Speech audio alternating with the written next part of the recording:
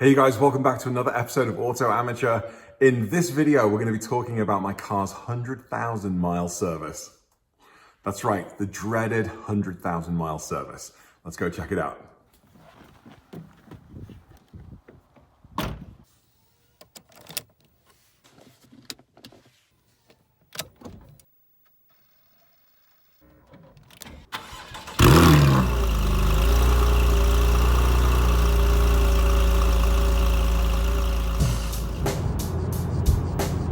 Check the mic and make sure it sound right, boys.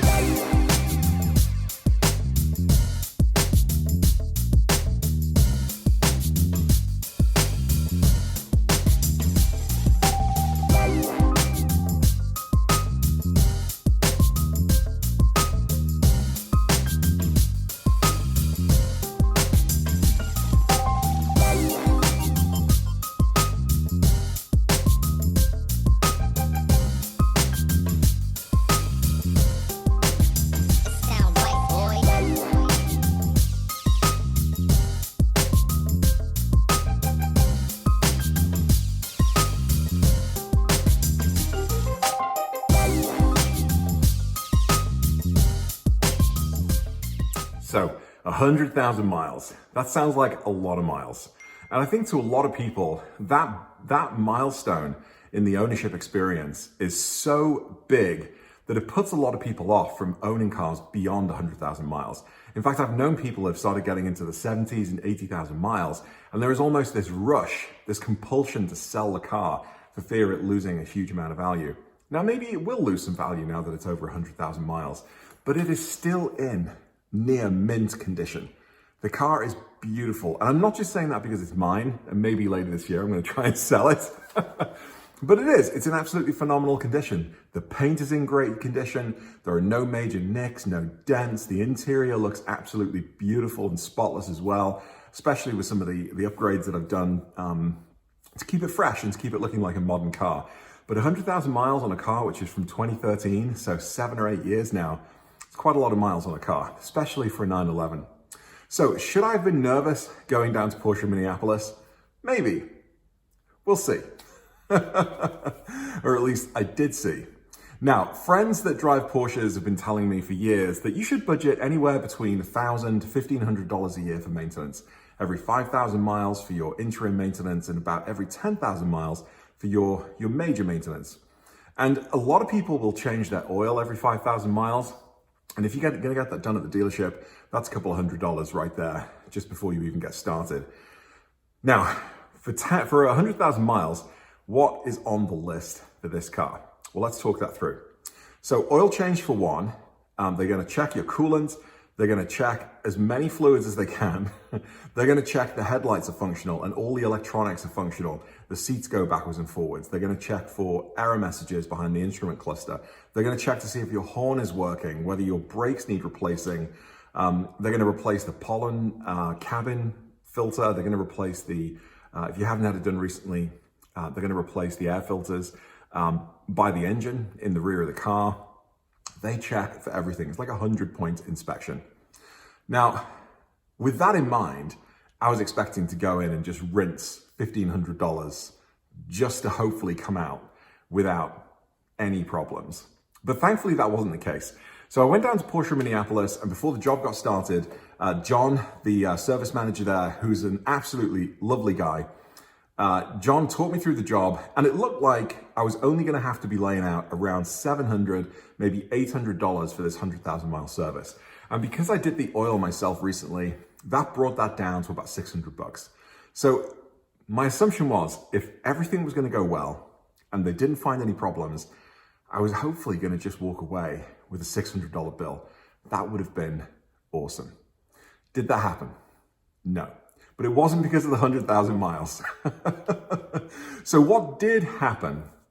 Well, I went down, I saw John, talked through the job, gave him the keys, they took away the car, and for the first half an hour, they were checking it out, and I went up to my friend Chris's office, and we were talking cars, as we do. And looking around the dealership, and there was a beautiful exclusive series there, there was a Targa with the Heritage package. I was just enjoying being at the dealership. It is a nice dealership. I would say one of the nicest I've been to. And if you want to go down in the Twin Cities and have a nice walk around without feeling like you're under pressure to buy, Porsche Minneapolis is the place to go. I get a text message from John, the service manager. Have you ever had the front of your car off? No. Okay. Are you still here? Yes. So I went into the service area. Long story short, there was a problem with the hood. And this is actually something that people have been mentioning to me on and off since I've had the car, that the hood doesn't quite look straight. And I didn't really get behind it at first. And then it wasn't until my friend Steve was here in the summer with Pat and we were working in the 996 that we actually took the hood up and we looked that on one side, one of the screws was loose. So the hood, whether somebody sat on the front of it at a car show or I don't know what, but one screw at the top of the, or at the bottom of the pillar there, right by the windscreen, one of the little screws has come loose. And then John discovered at Porsche Minneapolis that actually one screw is loose on this side, and then the other two screws or bolts, they were both loose on that side. And as he lifted up the hood, you could see that it was basically rocking off its hinges.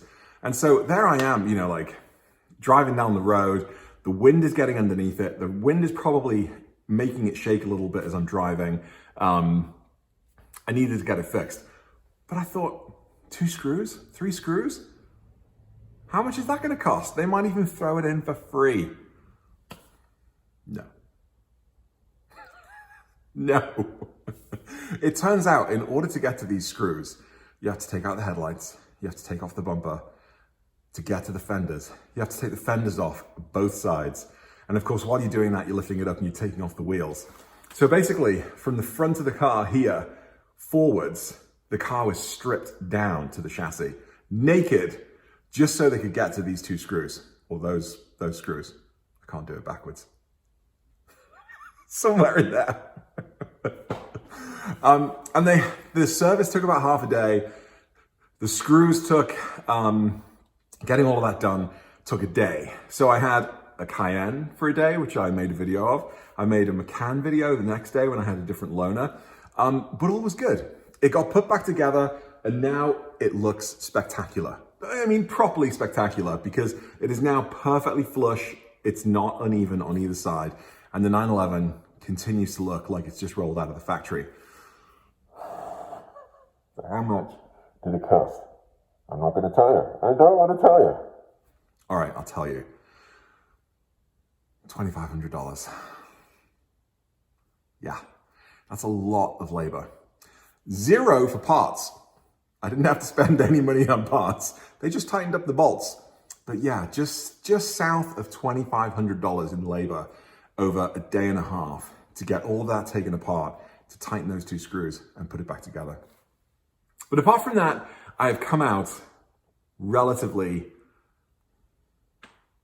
unscathed, kinda, I guess. Anyway, all I'm glad is that that's now looking the way it should look, that I've done my service and everything's fine.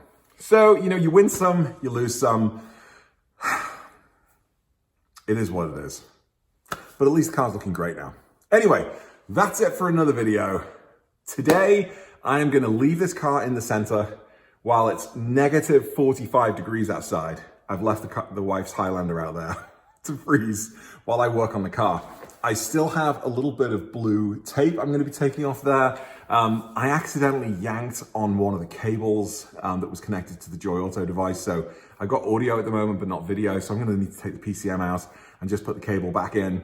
I've got some other stuff to do, but today is a day for tinkering in the garage because this weekend it is so cold here in the Twin Cities. You don't want to go outside. I mean, we're actually getting warnings on the phone and from Alexa saying, you get frostbite in 2 minutes if you go outside. Stay inside. So it's time to play. All right, guys, thanks so much for watching this video. More content coming soon, more podcasts coming soon. I've got one with Andy from The Last Rat dropping on Friday. I've got a conversation with the 997 Dad. If you haven't checked out his YouTube channel yet, he's stripping down a 997 and rebuilding it. Charles, that was a great chat. That's going to be coming out soon. And Daniel from Jet Fuel Only, another YouTube channel, who's primarily all about Cadillacs, but he just bought himself a brand new Cayman GT4. and it looks absolutely dope. So we're going to be talking to Daniel as well. Take care, stay safe, and for God's sake, if you're in the Midwest, stay warm and inside. Take care. Bye.